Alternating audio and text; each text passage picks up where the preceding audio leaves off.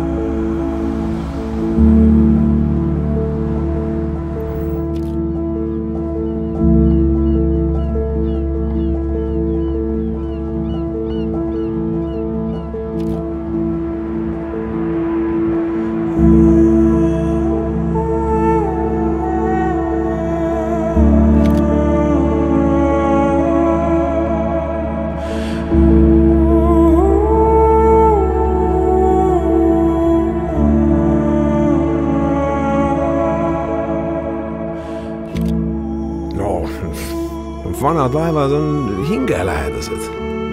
Vanadel laevadel on oma ajalugu ja hing ja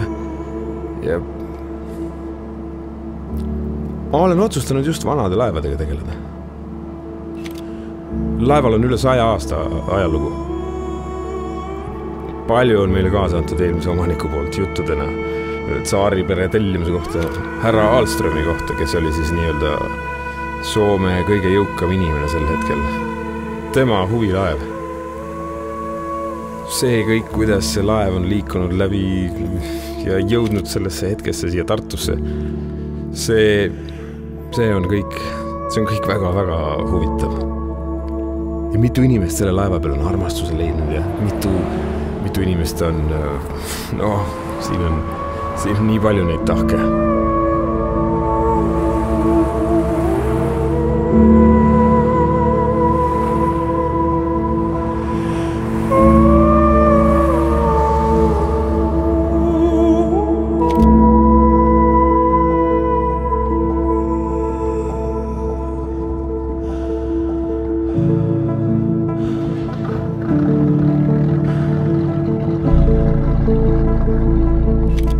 Mis mind paneb seda tegema? Aga mis paneb inimest hommikul üles ärkama? Mingi jõud. Midagi on sellel jõel ja sellel keskkonnal. Lummab mind. Kunagi härra Gunnar Aarma ütles, et minge jõe äärde vaadake. Vesi voolab, läheb mööda, veab kõik mured minema. Uus tuleb kogu aeg järjest peale. Jõgi on lihtsalt armsaks saanud ja laevad on toredad ja kogu see keskkond. Kogu see keskkond on väga hingelähedane.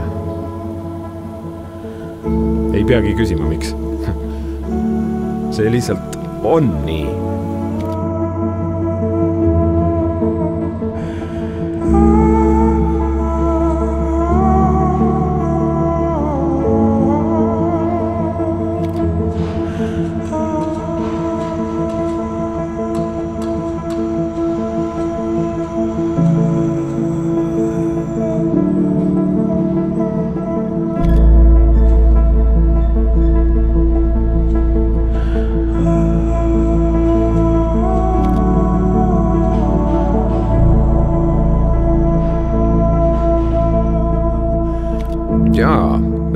Standard ongi selle laeva nimi.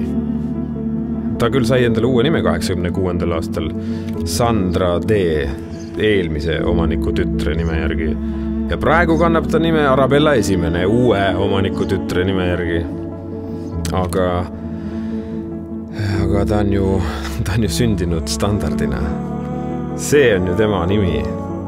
Ja ta on saanud endale uue vormi. Uus kleit on rätsepade poolt selga õmmeldud sellele väärikale daamile.